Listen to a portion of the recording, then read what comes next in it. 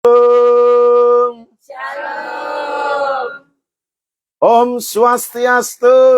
Om Swastiastu. Assalamualaikum. Waalaikumsalam. Puji Tuhan. Bapak, Ibu, saudara, sahabat, ya, yang dikasihi Tuhan Yesus, senang bisa berjumpa kembali di rumah Bapak Sukri, Ibu Ningsih. Ya, hari ini hari Sabtu, tanggal 18 April 2026. Kita sambil memperingati suasana Paskah yang baru berlalu beberapa waktu yang lalu. Saya juga menyapa Bapak, Ibu, saudara, sahabat, teman yang mengikuti tayangan ini di live ya. Kiranya Tuhan juga menyertai, memberkati, memberi kesehatan, kekuatan kepada Bapak, Ibu, saudara semua. Nah, sebelum kita mulai, kita akan menaikkan dulu doa agar kiranya Tuhan memimpin, menuntun acara ya pertemuan kita, persekutuan kita supaya berjalan dengan lancar. Nanti saya mohon Bapak Winardi untuk membuka di dalam doa. Mari kita menyatukan hati di dalam doa. Segala puji kemuliaan bagi Tuhan kami Yesus Kristus. Pada siang hari ini kami mengucap syukur Engkau telah mempertemukan saudara-saudara kami, anak-anakmu di tempat ini, terlebih pelayanan hamba-Mu.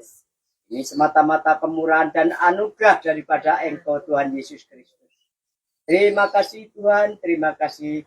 Dan kami minta permohonan kami ya Tuhan, anak-anak-Mu yang pada saat ini berkumpul untuk memuji dan menyembah Engkau ya Tuhan. Urapi dengan kuasa Roh-Mu, kuasai dengan Roh Kudus-Mu ya Tuhan.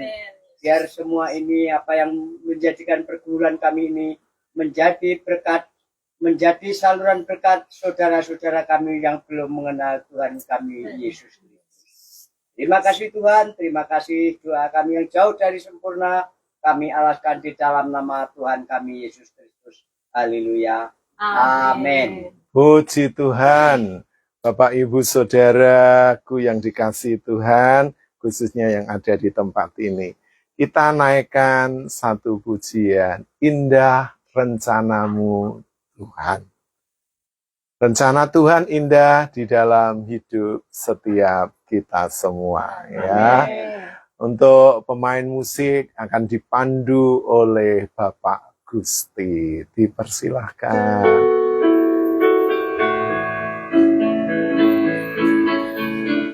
Mari kita menyanyikan dengan segenap hati kita. Haleluya.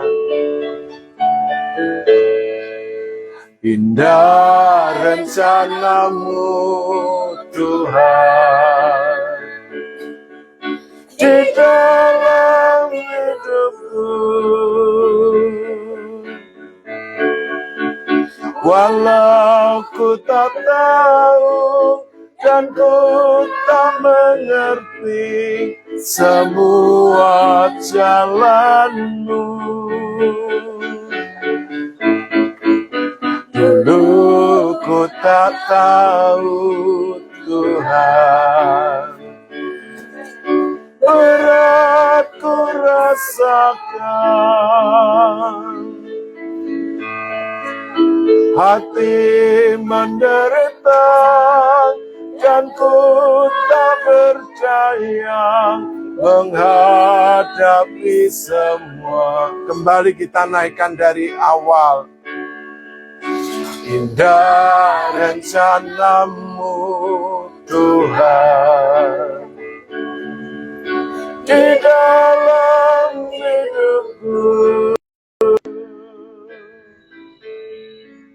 Walau ku tak tahu dan ku tak mengerti semua jalanmu. Dulu ku tak tahu Tuhan, berat ku rasakan, hati menderita dan ku tak berdaya menghadapi semua. Saya jemput untuk bangkit berdiri, tapi ku mengerti sekarang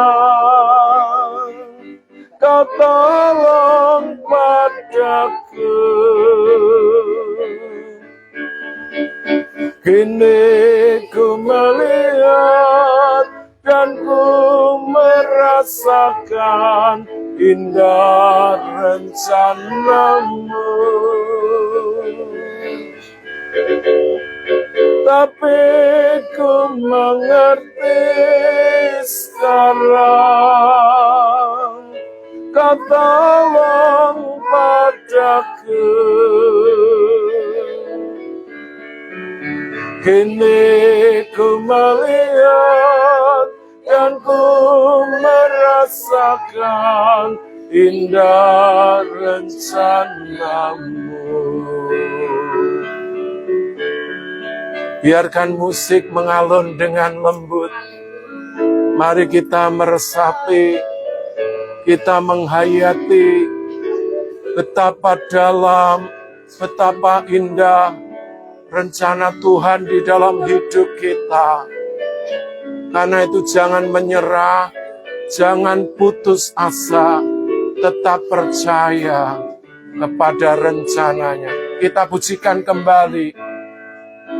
Indah rencanamu Tuhan di dalam hidupku. Dulu aku tak tahu dan ku tak mengerti semua jalanmu. Dulu ku tak tahu Tuhan, berat ku rasakan, yatim menderita dan ku tak berdaya menghadapi semua. Katakan haleluya. Tapi ku mengerti sekarang kau tolong padaku. Kini ku melihat dan ku merasakan indah rencanamu. Tapi ku mengerti sekarang kau tolong padaku. Kini ku melihat dan ku merasakan indah rencana. Kembali katakan, ini ku mengerti sekarang kau tolong padaku. Kini ku melihat dan ku merasakan indah rencanamu. Tapi haleluya, tapi ku mengerti sekarang kau tolong padaku. Ini ku melihat dan ku merasakan indah rencanamu. Kini ku melihat, kini ku melihat dan ku merasakan indah rencanamu.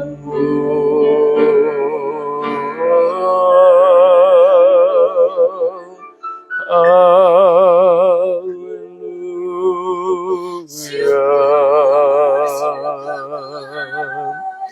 Terima kasih.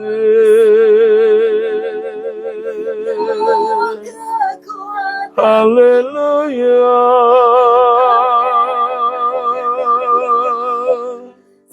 Haleluya.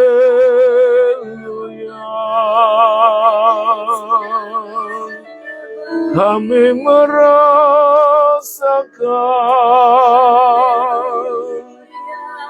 pertolongan-Mu, kasih sayang-Mu, Tuhan. Haleluya.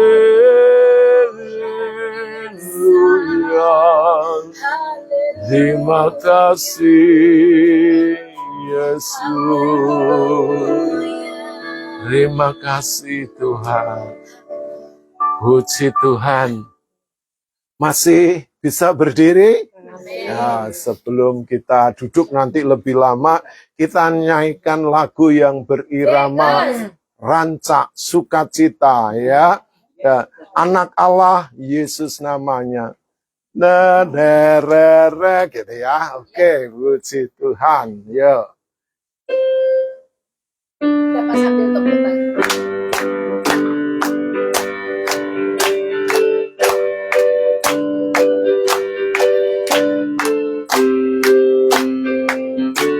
Semua ya bersukacita, anak Allah, Yesus namanya, menyembuhkan, menyucikan, takkan mati, tebus dosaku.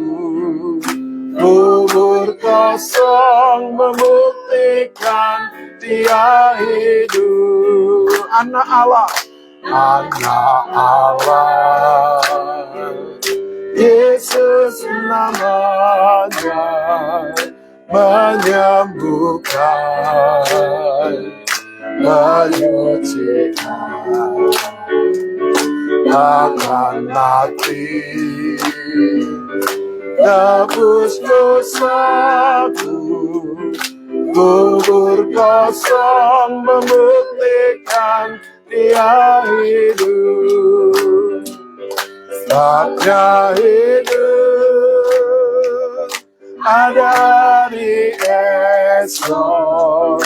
Sabda hidup ku tak gentar, karena ku tahu Dia pegang hari esok.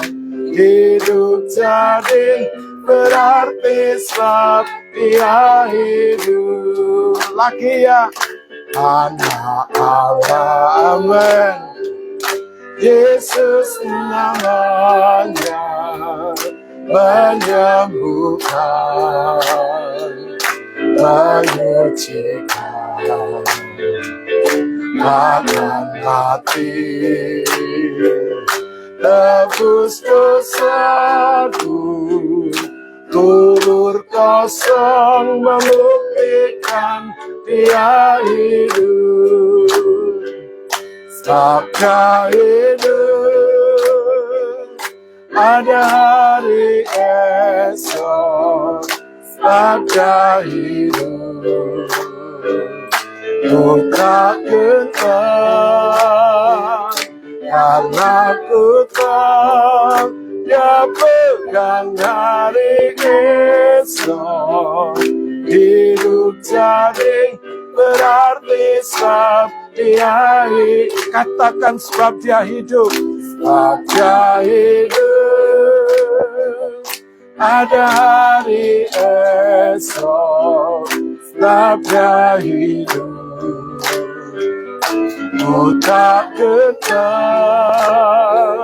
karena ku tahu Dia pegang hari esok. Hidup jadi berarti sebab dia hidup. Hidup jadi berarti sebab dia hidup. Sekali lagi.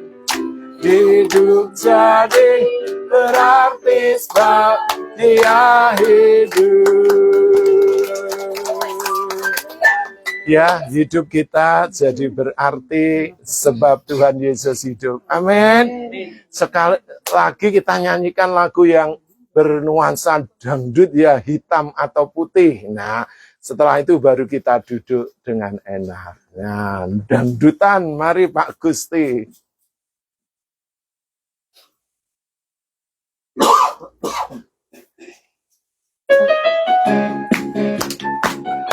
Tepuk tangan yang semangat, ya.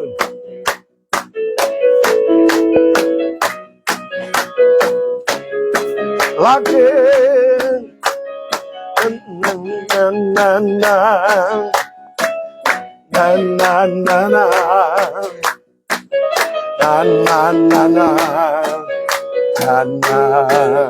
Katakan hitam atau putih, kulit hitam, kulit putih, hitam atau putih, rambut lurus, rambut keriting, semuanya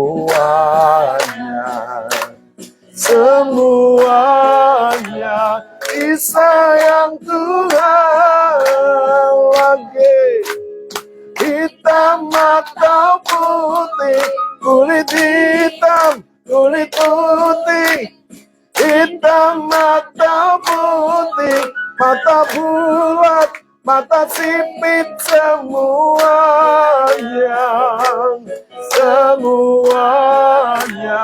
disayang Tuhan.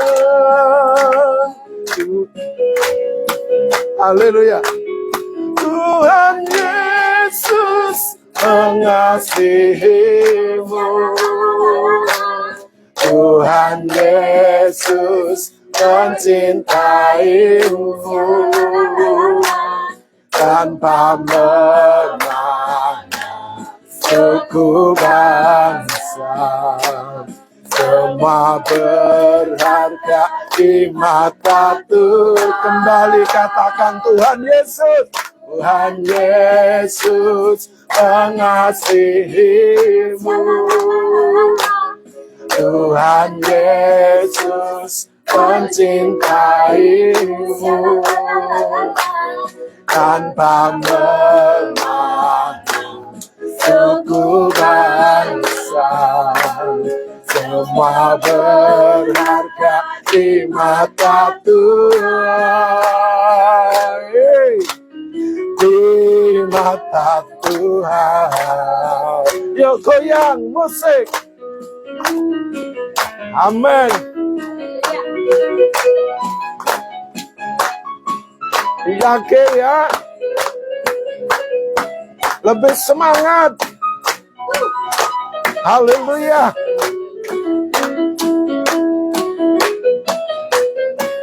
Nyanyi yuk.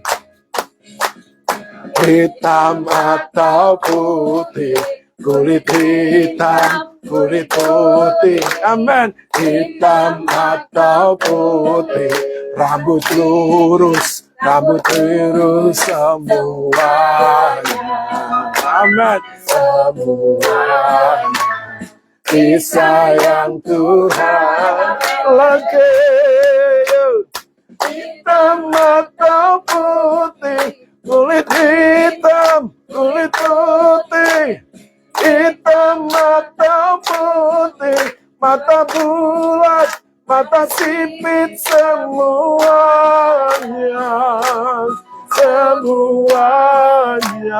disayang Tuhan. Tuhan Yesus mengasihimu.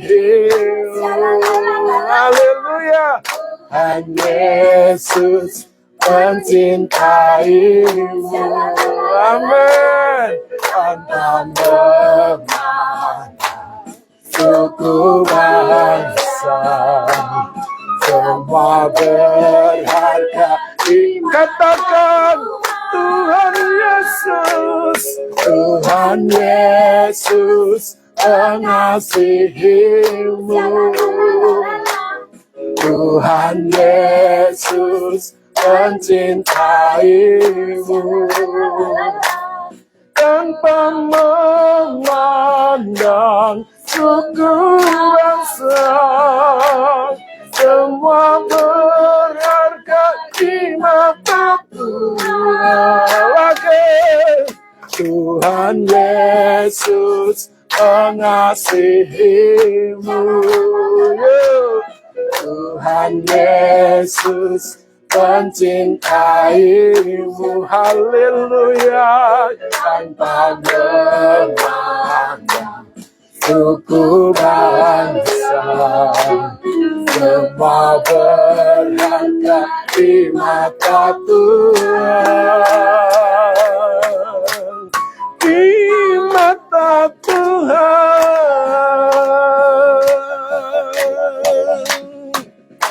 Yeay.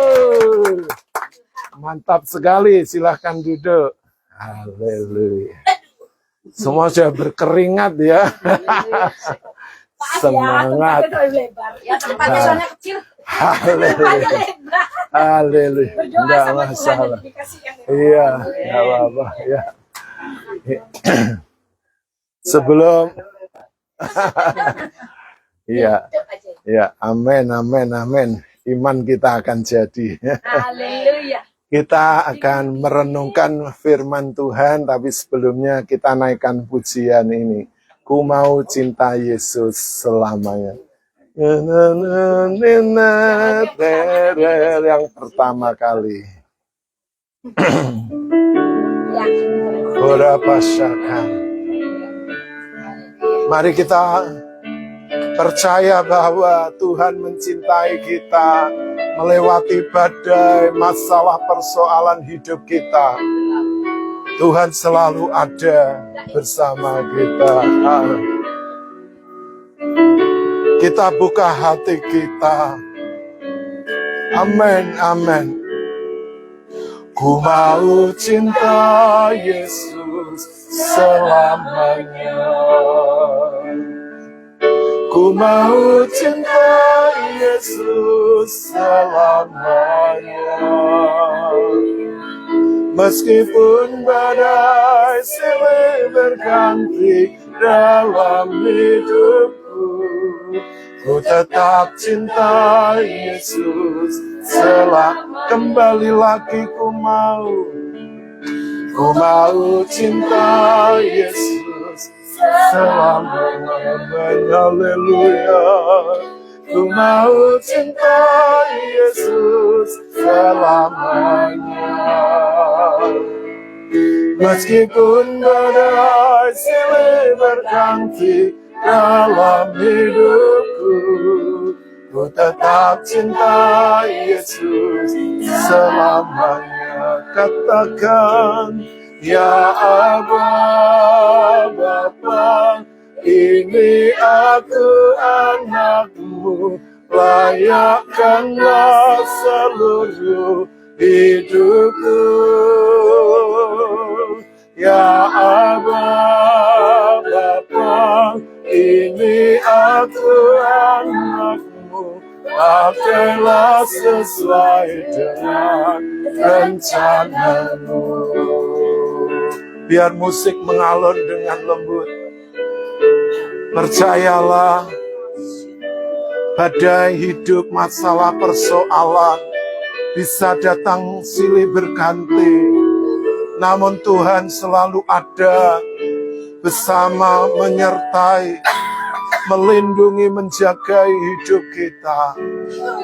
Percayalah, jangan pernah ragu. Haleluya. Kita pujikan kembali ya dengan segenap hati. Ku mau cinta Yesus selamanya. Ku mau cinta Yesus selamanya. Meskipun badai silih berganti dalam hidupku, tetap cinta Yesus selamanya. Refrennya katakan, ya Aba, Bapa, ini aku anakmu, layakkanlah seluruh hidupku. Angkat tanganmu, ya Aba, Bapa, ini aku anakmu, pakailah sesuai dengan rencana. Kembali refrennya, ya Aba, Bapa, ini aku anakmu, layakkanlah seluruh hidupku. Ya Bapa, ini aku anakmu, pakailah sesuai dengan rencana. Pakailah Tuhan, pakailah sesuai dengan rencana. Pakai kami, pakailah sesuai dengan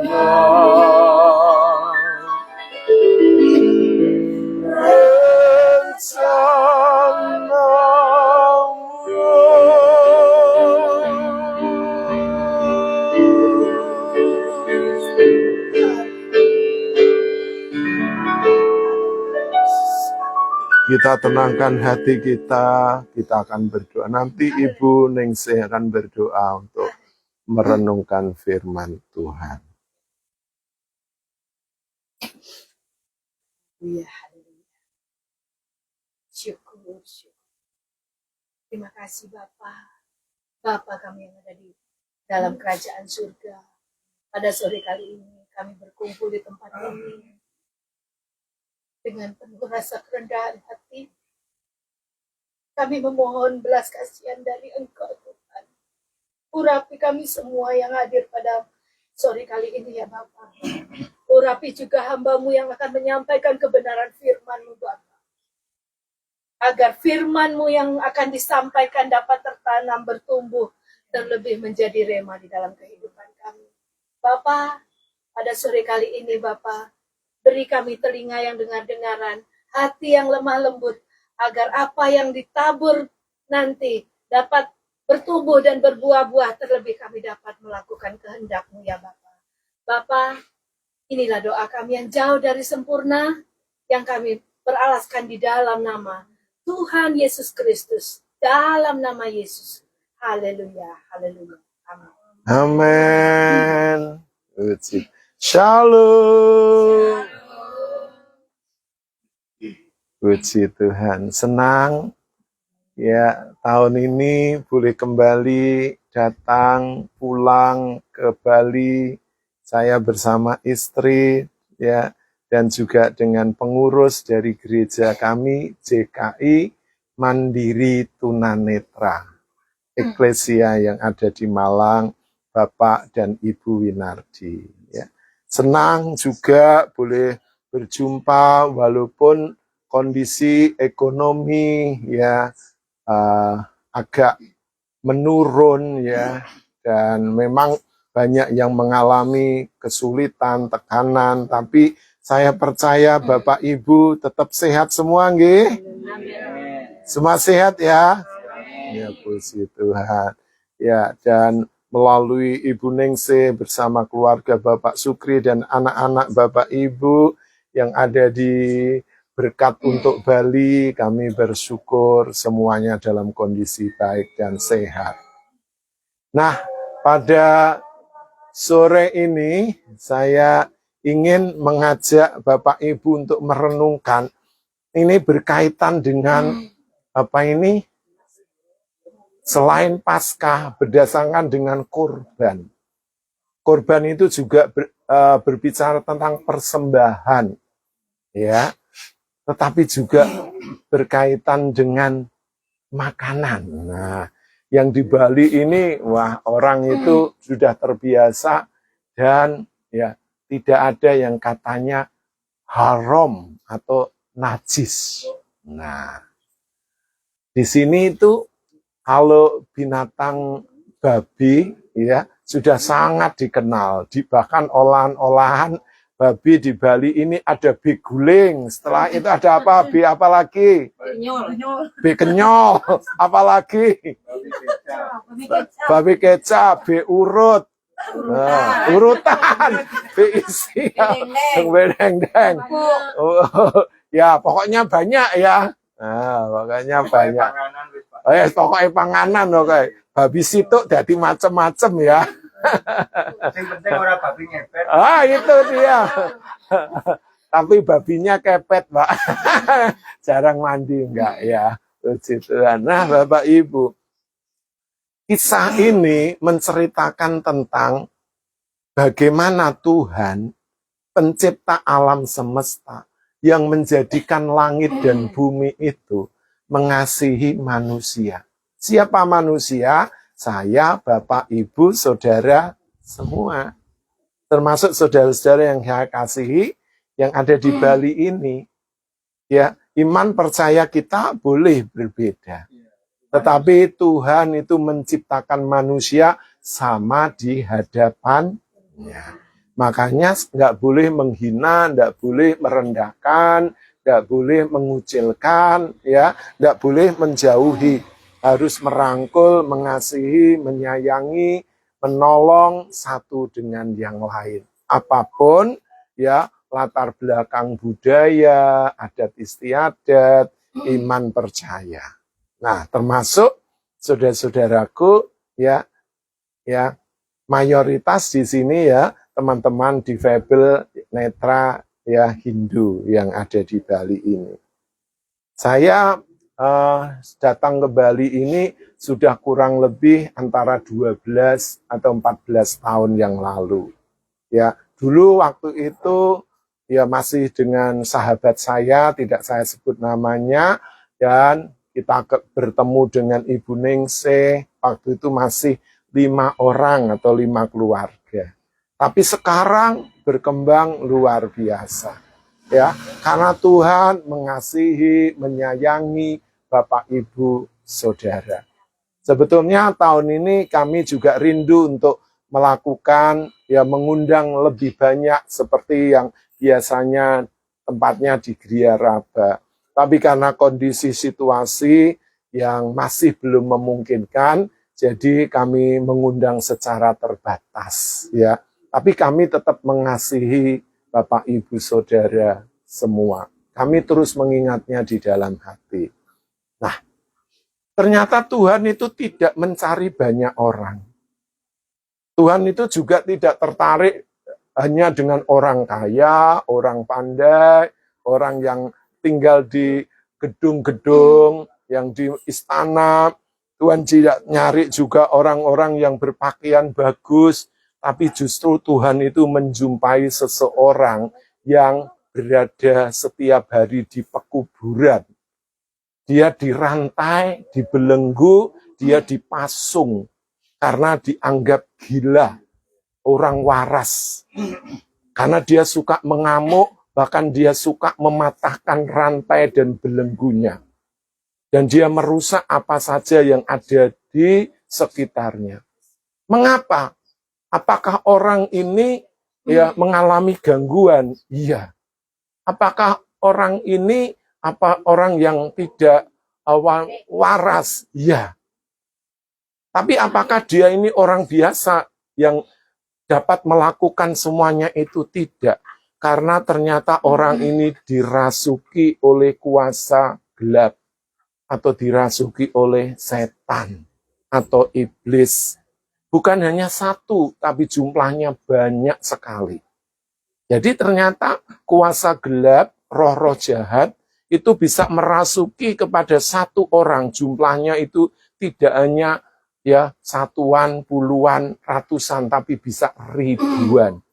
Nah, kita akan mendengar cerita ini. Jadi Bapak Ibu, ternyata satu satu jiwa, satu manusia itu berharga di mata Tuhan. Bapak Ibu juga begitu, berharga. Loh Pak, saya ini tidak masuk gereja, saya bukan orang Kristen. Enggak. Tuhan itu tidak mencari agama, orang yang beragama. Tapi Tuhan itu mencari manusia yang butuh ditolong, butuh diselamatkan, butuh dikasihi dan butuh disayangi, butuh dilepaskan ya dari kuasa-kuasa yang membelenggu hidupnya. Nah, kita akan membaca kisah ini yang tertulis di Injil Markus pasal 5 ayat 1 sampai 20. Ada 4 bagian nanti akan saya sampaikan kepada Bapak Ibu, tapi sebelumnya kita akan mendengar firman Tuhan ini yang akan dibacakan oleh Ibu Winardi.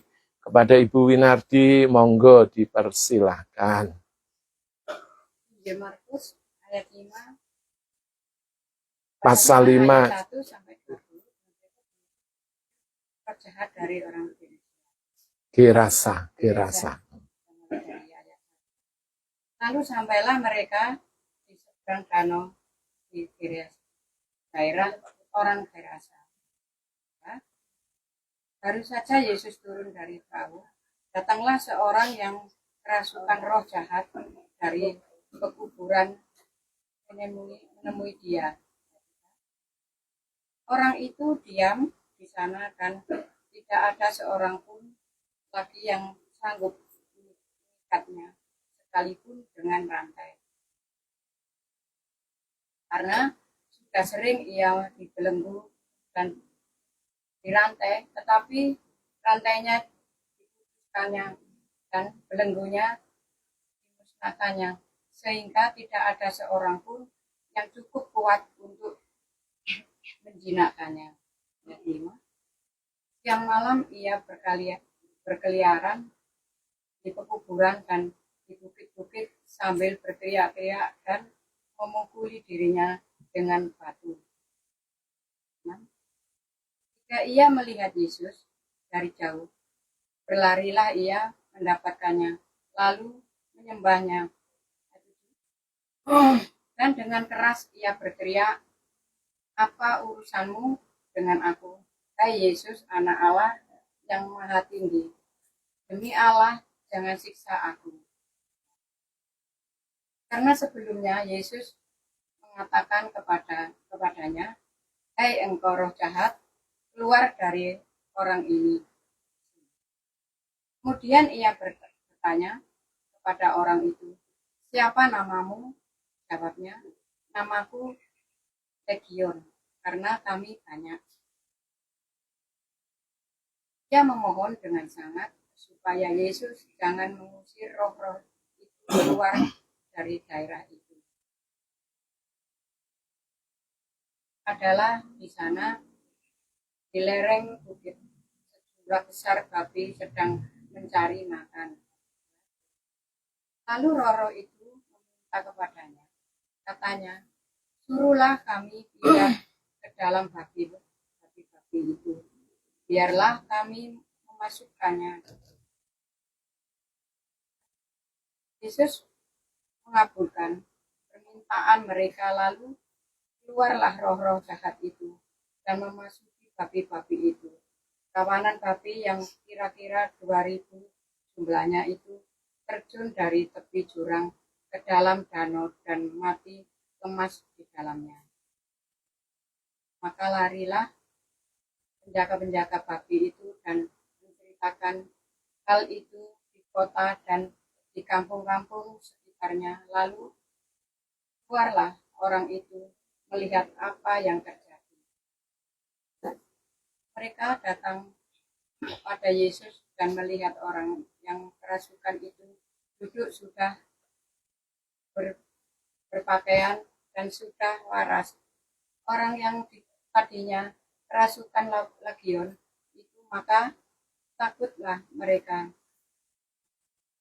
Orang-orang yang telah melihat sendiri hal itu menceritakan kepada mereka tentang apa yang telah terjadi atas orang yang kerasukan setan itu dan tentang babi-babi itu.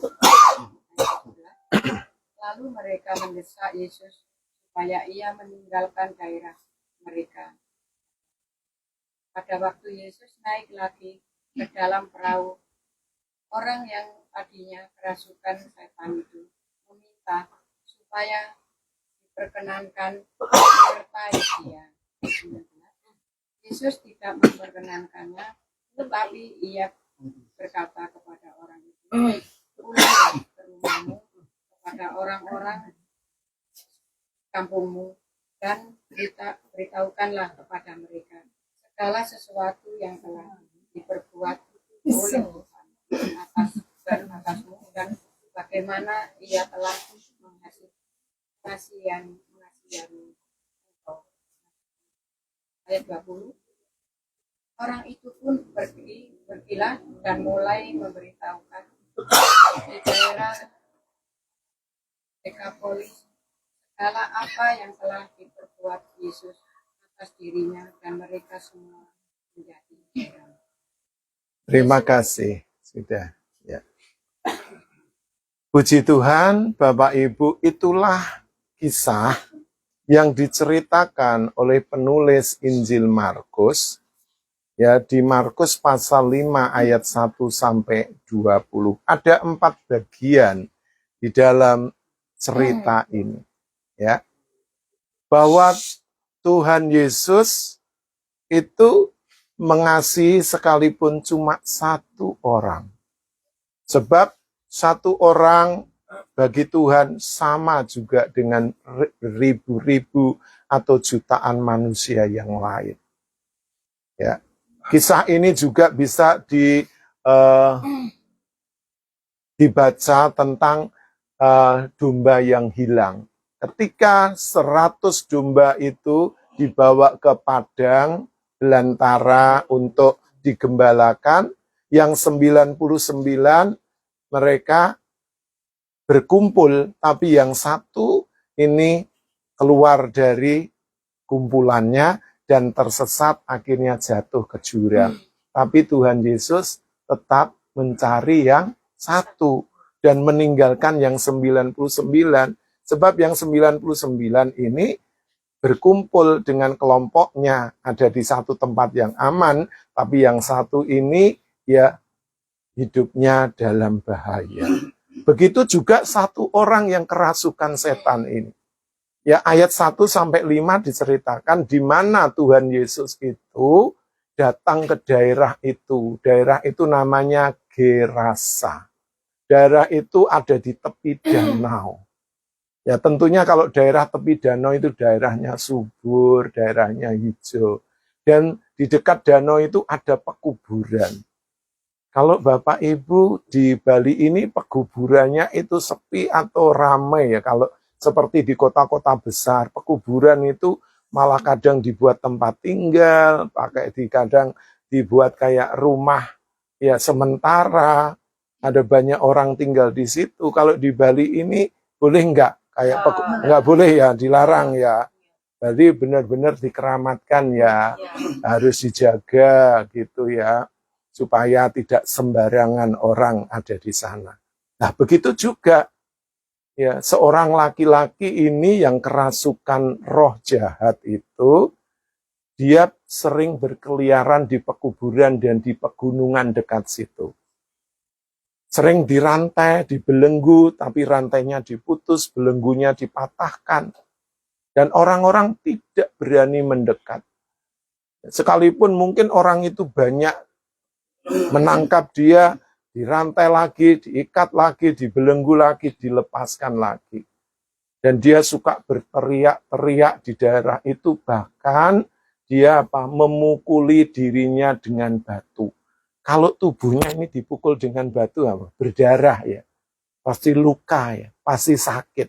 Tapi karena dia kerasukan, tidak terasa apa-apa.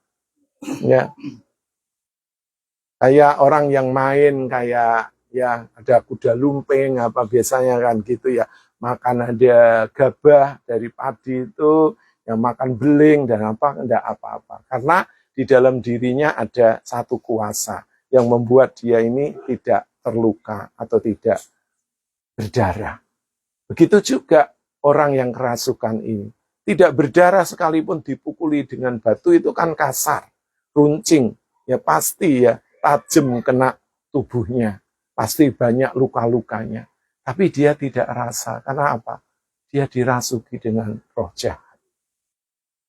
Jadi Bapak Ibu, orang-orang yang dirasuki roh jahat seringkali tidak memiliki kesadaran atau kehilangan kesadaran, kehilangan kewarasannya.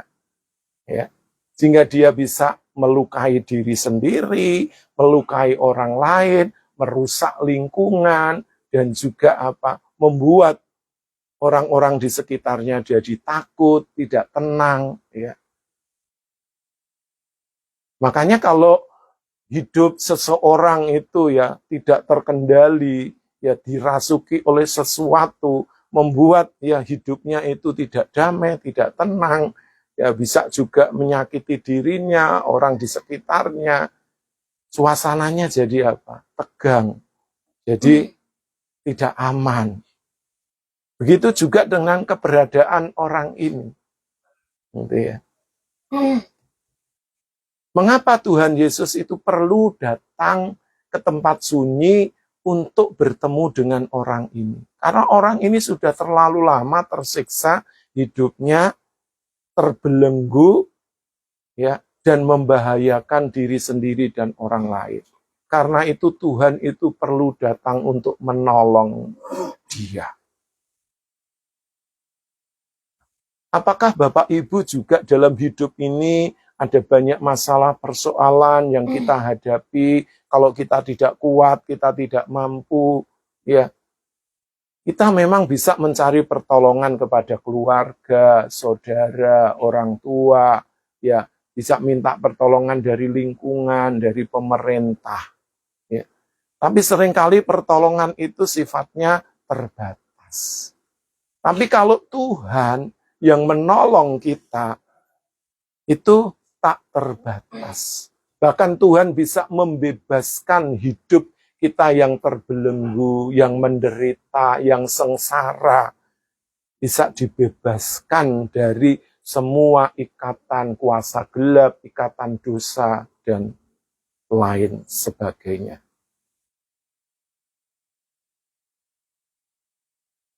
Sehingga Tuhan perlu datang ke tempat itu, bukan karena Tuhan ini melupakan tempat yang lain atau tidak ya juga melayani orang yang lain. Tetap Tuhan mengasihi semua manusia, tapi Tuhan perlu menolong orang yang sedang terikat dan hidupnya ya menuju kepada kehancuran. Kehancuran di dunia, tapi juga kehancuran di alam baka. Makanya Tuhan perlu tolong tidak hanya fisiknya, tubuhnya, tapi yang terpenting Tuhan tolong rohnya, jiwanya, sukmanya perlu Tuhan tolong. Sehingga Tuhan datang ke tempat itu. Terus ayat 6 sampai ayat 10, ketika orang yang dirasuki setan ini melihat Yesus dari jauh, dia berteriak, "Apa urusanmu, hai Yesus, anak Allah?" Dia sujud menyembah. Loh, dari mana?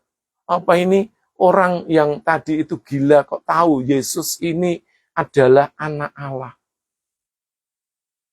Putra tunggal yang datang ke dunia. Dialah Sang Firman yang menjadi manusia, yang menjelma di dalam diri Tuhan Yesus Kristus. Untuk apa?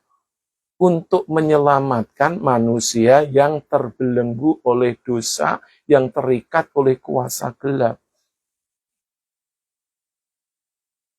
Sebab Tuhan itu mengusir roh yang ada di dalam diri orang itu. Lalu Tuhan berkata, "Siapa namamu?" Bapak Ibu, roh jahat itu punya nama. Kuasa gelap itu punya nama. Setan, iblis itu punya nama. Namanya itu macam-macam sesuai dengan daerahnya masing-masing. Ya. Nah, Orang ini menjawab, namaku Legion. Legion itu artinya banyak. Banyak di sini tidak hanya satuan, puluhan, ratusan, tapi bisa ribuan jumlahnya. Jadi di dalam tubuh satu orang ini bisa dirasuki roh jahat ribuan jumlahnya. Kok bisa?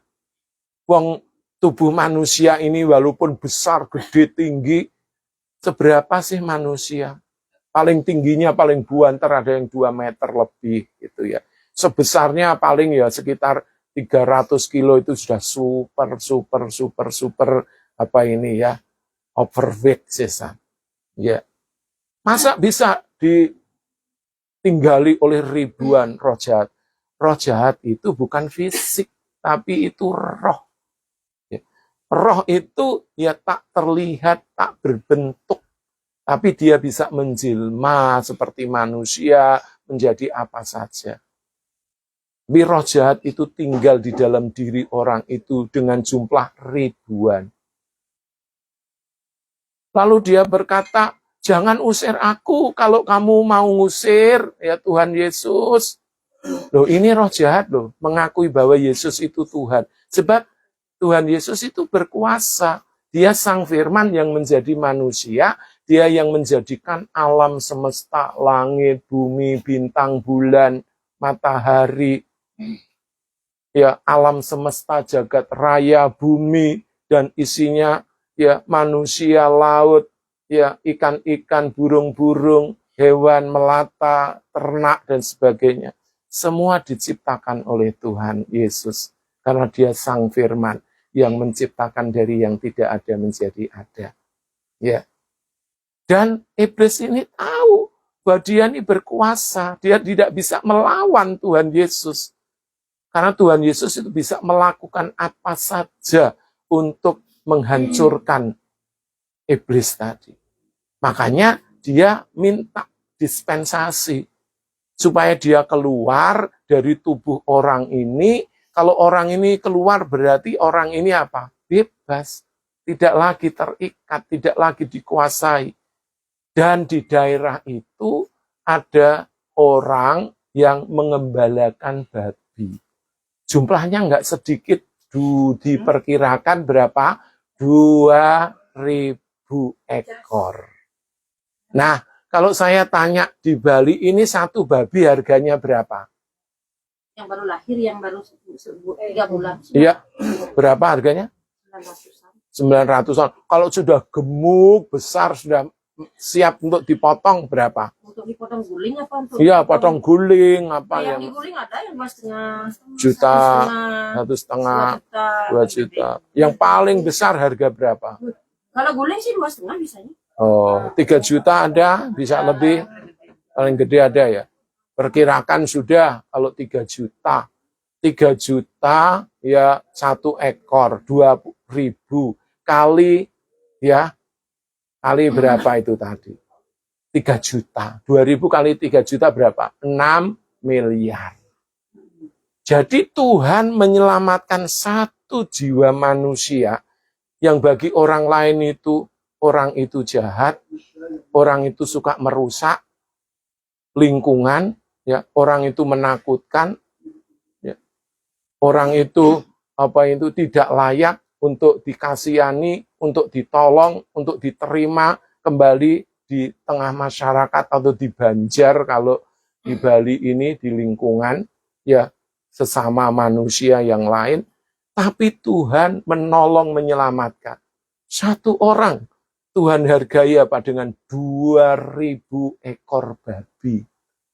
Kalau dijumlah ya minim mungkin ya bisa 4,5 juta atau 5 miliar, maksudnya 5 miliar atau 6 miliar satu orang. Jadi itu artinya apa? Jiwa manusia itu sangat berharga di mata Tuhan. Bapak Ibu juga jiwanya berharga di mata Tuhan. Dan Tuhan hargai.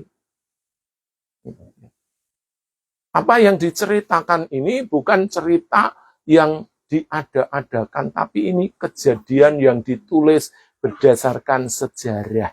berdasarkan kenyataan real adanya. Memang dikisahkan. Jadi setelah tadi kuasa gelap, roh-roh jahat keluar dari orang itu masuk ke babi-babi, babi-babi ini terjun dari atas tebing, dari atas bukit kemana? Ke danau. Akhirnya semuanya mati lemas. Wah, untung ini ya yang mungkin pedagang babi yang biasanya waduh wes ya apa itu harus bayar mahal, ini dapat murah ini belinya. Soalnya ada 2.000 babi mati lemas. Wah, cepet-cepet ini daripada sebelum membusuk dijual ini ke pedagang daging. Bisa dibuat tadi beguling, beurut dan sebagainya, bekenyol dan yang lain tadi. Ya. Jadi betapa berharganya jiwa manusia di hadapan Tuhan. Bapak Ibu, saya juga berharga di mata Tuhan. Karena itu Tuhan perlu datang dan juga menyelamatkan satu orang, dibayar dengan berapa? 2.000 ekor babi. Akhirnya apa? Yang ayat yang ke-10 sampai 15, masyarakat di sekitar melihat, belum pernah ini kejadian. Ini kejadian yang baru terjadi selama berpuluh-puluh tahun. Bahkan mungkin beratus-ratus tahun mereka hidup di daerah itu. Belum pernah ada peristiwa seperti ini. Baru kali itu peristiwa itu terjadi. Orang gila yang diselamatkan dan 2.000 ekor babi mati lemas karena apa? Dirasuki oleh roh jahat. Jadi Bapak, Ibu, Saudara, roh jahat itu selain bisa merasuki jiwa manusia yang kosong, yang pikirannya kemana-mana, yang tidak suci, yang sembarangan, yang melakukan dosa, pelanggaran, melakukan asusila, pelanggar norma, dan sebagainya. Ya, itu bisa loh, jalan atau pintu masuk roh jahat masuk kepada manusia itu. Bisa. Mungkin tidak gila seperti orang itu di kuburan, tapi orang itu kelakuannya, sifatnya, ya, perkataannya, ya, tidak menyenangkan, tidak sulit untuk bisa diterima di lingkungan karena cenderung merusak pergaulan, merusak lingkungan dan sebagainya. Pokoknya berdampak buruk. Jadi roh jahat itu bisa merasuk dalam diri manusia, tapi dia juga bisa merasuk kepada hewan. Makanya kadang-kadang ada hewan yang dirasuki kuasa gelap itu juga tingkah lakunya tidak sewajarnya hewan. Sehingga dia ini ya bisa menakut-nakuti orang yang tinggal di daerah sekitarnya. Tapi puji Tuhan, Tuhan datang untuk apa? Menyelamatkan. Untuk mencari orang yang tadi menderita, yang sengsara, yang harus dibuang, ya hidup di pekuburan sendirian, sepi. Tapi Tuhan tolong untuk dikembalikan kepada posisinya semula. Ya. Ayat 16 sampai 20 ya diceritakan bahwa ketika roh-roh jahat sudah keluar dari diri orang itu diceritakan sudah duduk, sudah berpakaian, dan sudah waras. Bapak Ibu, saya tanya, kalau orang gila, itu apakah orang itu punya tata krama, sopan santun, omah ungguh, punya norma? Semuanya enggak. Enggak ya? Ya. Wah, pakai buruk semuanya ya. Pokoknya menakutkan orang-orang yang dirasuki. Nah, orang ini ternyata ketika dibebaskan sudah duduk. Orang duduk itu kan berarti orang punya tata krama. Tapi yang paling tenang adalah orang gila juga. Oh gitu. Ya, Oh, orang gila. tenang, dia kan tidak pernah mikir hutang. Oh gitu toh. Oh. Itu beda nanti ceritanya. Ya, Bapak Ibu. Cerita ya, waktu COVID ya, yang tidak bisa kena COVID orang gila.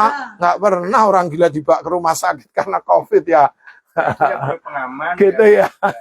Tuhan adil ya Pak. Ya, itu beda ceritanya, Pak. Kalau orang gila ini gila karena kuasa gelap. Itu bukan karena gila karena cinta ya. Ya, nah saya lanjutkan ya. Ya. Jadi duduk tenang itu artinya apa? Orang ini punya tata krama, ya menghargai orang yang tua. Jadi dia ini seperti kita ini duduk bersama. Ini kan akhirnya kita ini saling menghargai, duduk sama rendah, berdiri sama tinggi gitu ya. Kita menghargai walau berbeda suku, beda adat istiadat, beda budaya. Tapi kita ini satu ciptaan Tuhan yang Maha Kuasa. Ya, nah itu. Yang kedua, dia sudah berpakaian. Kalau orang gila ini kan ya mau berpakaian, enggak berpakaian, apa pedulinya. Mau hujan, mau angin, mau di jalan, mau dimanapun. Mau makanan basi, ambil di tong sampah, atau dia makanan yang baru. Ya, nggak pernah tuh juga memang tadi kena sakit penyakit, kedinginan, masuk angin. Nggak pernah, ya. Tapi ini tandanya bahwa orang ini sudah waras, sudah sehat. Ya, orang sehat kan enggak mungkin dia tiba-tiba duduk telanjang di depan orang lain. Lari semua. Enggak tahu larinya bagaimana, makanya sih orang ini ya aneh gitu ya. Di tengah-tengah masyarakat yang sudah berbudaya, beradat istiadat gitu ya, bertata krama pasti gitu ya. Kalau orang seperti itu. Nah, itu buktinya bahwa benar-benar orang ini sembuh secara total, baik secara fisiknya dan juga secara jiwanya, di dalam rohnya juga.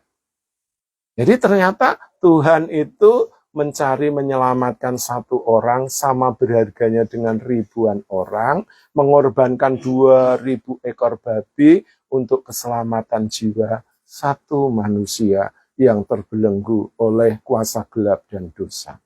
Begitu juga Bapak Ibu, kita dicari oleh Tuhan siapapun kita, dari agama apapun. Sebab Tuhan Yesus itu datang tidak pernah membawa agama, tapi dia itu rindu menyelamatkan mereka yang terbelenggu dalam dosa dan terikat oleh kuasa gelap.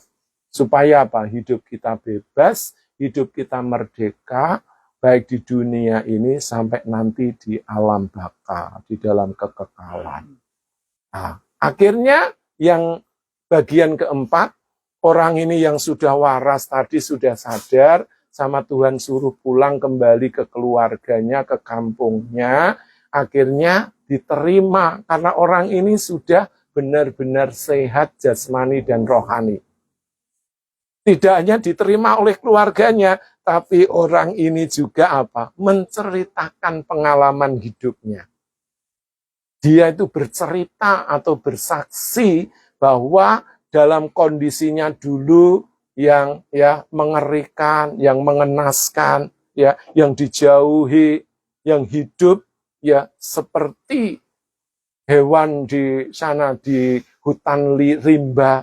Tapi sekarang dia sudah dipulihkan, sudah waras lagi, sudah baik lagi, dan dia dikembalikan oleh Tuhan di tengah-tengah keluarganya, dan berguna bagi keluarganya, bermanfaat bagi keluarga, bagi orang lain, dan dia menceritakan apa yang dialami, dan orang banyak ini menjadi heran. Artinya apa? Kagum. Oh, seperti itu ya. Ternyata ada satu pribadi yang namanya Yesus Kristus. Sang pencipta alam semesta, firman yang menjadi manusia ini, mencari satu manusia dan menyelamatkan, dan menjadikan jiwa manusia itu tadi berharga di mata Tuhan. Apakah Bapak Ibu, jiwa Bapak Ibu semuanya di sini berharga? Semua berharga. Makanya kita berharga, diberi kemampuan, keahlian seperti Bapak Gusti ini. Diberi kemampuan, talenta, kepekaan, bisa bermain musik. Bapak Ibu juga di sini bisa terapi, bisa mencari nafkah, menghidupi keluarga, anak-anak, bahkan bisa juga hidup terhormat di tengah-tengah masyarakat. Mari Bapak Ibu, apa yang saya ceritakan di momen Paskah ini, bahwa Tuhan datang, Tuhan mati, Tuhan bangkit, dia hidup kembali, mencari orang-orang yang terhilang, supaya kita yang terhilang, satu jiwa berharga di mata Tuhan. Tuhan memberkati kita semuanya. Sebelum saya berdoa, kita nyanyikan pujian ini. Hidup ini adalah kesempatan. Jangan kita sia-siakan, tapi kita pergunakan untuk bekerja, berkarya, ya, berbuat baik, dan juga menjadi orang-orang yang terhormat, yang memiliki harga diri, sekalipun kita adalah para difabel, ya. Mari Bapak Gusti mainkan ya nada ini. Hidup ini adalah kesempatan. Jangan terlalu tinggi. Yang kayak tadi. Mari kita menghayati pujian ini. Bahwa hidup kita adalah kesempatan. Mari kita berbuat baik, menolong, dan juga menjadi berkat bagi sesama kita. Haleluya. Terima kasih Tuhan.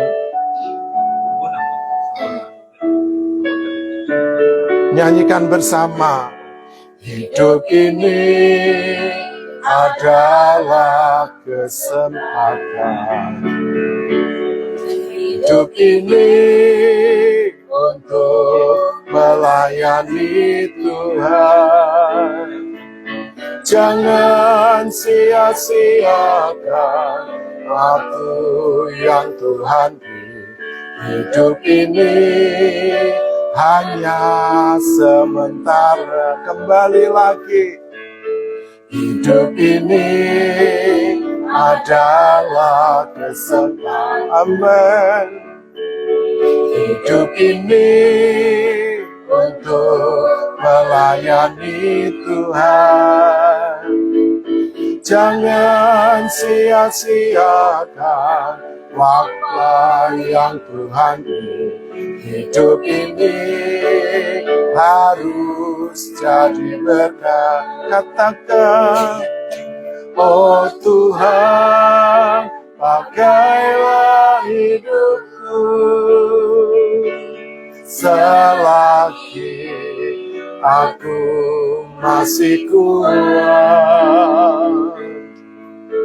Bila saatnya nanti ku tak berdaya lagi, hidup ini sudah jadi berkat.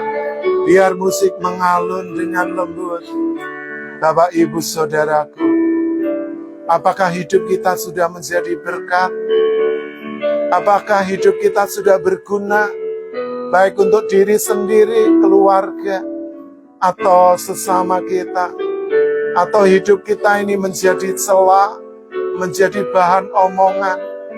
Apakah kehadiran kita ini diterima dengan baik, bahkan disukai oleh semua orang? Mari renungkan supaya hidup kita ini, dimanapun, apapun profesi kita, khususnya kita para penyandang difabel, tetap diterima, tetap dihargai. Karena kita punya kehormatan, kita punya harga diri. Sebab Tuhan telah mati, telah bangkit, telah hidup untuk menebus kita, orang-orang yang berdosa. Kita akan kembalikan pujian ini. Hidup ini adalah kesempatan. Hidup ini untuk melayani Tuhan. Amin. Jangan sia-siakan apa yang Tuhan beri. Hidup ini harus sementara. Amin. Sekali lagi. Hidup ini adalah kesempatan. Haleluya. Hidup ini untuk melayani Tuhan. Jangan sia-siakan apa yang Tuhan beri. Hidup ini harus Katakan, oh Tuhan, pakailah hidupku selagi aku masih kuat. Bila saatnya nanti ku tak berdaya lagi, hidup ini sudah sekali lagi. Oh Tuhan, pakailah hidupku selagi aku masih kuat. Bila saatnya nanti ku tak berdaya lagi, hidup ini sudah jadi berat. Ini saatnya nanti ku tak berdaya lagi, hidup ini sudah jadi berkat. Tuhan, ketika Engkau membebaskan hidup kami dari belenggu dosa, dari belenggu kuasa roh-roh jahat, Engkau membuat hidup kami menjadi berarti. Engkau menjadikan hidup kami berharga di mata Tuhan dan di mata sesama kami. Biarlah Tuhan terus menuntun setiap langkah kami satu persatu. Seluruh teman-teman, sahabat kami, difabel netra yang ada di Bali. Walaupun belum seluruhnya kami berjumpa saat ini, tapi kami berdoa satu persatu, keluarga demi keluarga. Sertai dalam hidup mereka, kehidupan suami, istri, anak-anak, pekerjaan, apapun usaha yang dikerjakan tangan mereka buat berhasil. Beri masa depan yang penuh dengan pengharapan. Jaga lindungi dari yang jahat, beri kesehatan senantiasa. Dan Tuhan terus melindungi dimanapun di dalam perjalanan, naik kendaraan. Tuhan, Engkau ada bersama mereka. Limpahi mereka dengan rezeki yang berlimpah. Limpahi mereka dengan kesehatan yang sempurna. Dan juga limpahi mereka dengan segala kebutuhan rohani. Dan terlebih kehidupan jasmani mereka hari lepas hari. Terima kasih. Juga memberkati Ibu Ningsih bersama Bapak Sukri dan ketiga putra-putrinya. Desi juga putri yang mengalami kelemahan fisik, jamah, pulihkan, sembuhkan. Juga Agus dalam studinya masa depannya. Dan seluruh kami tim dari Tuhan GKI Mandiri Tunanetra Eklesia Malang. Tuhan, Engkau memberkati setiap kami semua. Kiranya kehadiran kami boleh menjadi berkat bagi setiap keluarga demi keluarga, saudara-saudara kami yang ada di Bali ini. Kami bersyukur untuk waktu yang Tuhan sudah berikan. Biarlah taburan firman Tuhan boleh tinggal di dalam hati. Sebab Tuhan mencari dan juga menyelamatkan yang terhilang. Sebab satu jiwa berharga di mata Tuhan. Seperti jiwa kami berharga di mata Tuhan. Terima kasih. Hamba-Mu sudah selesai menyampaikan kebenaran-Mu. Hamba-Mu juga berdoa memberkati Bapak, Ibu, Saudara semua. Mari kita mengangkat tangan kita di hadapan Tuhan. Bapak, Ibu, Saudara yang dikasih Tuhan, sekarang pulanglah.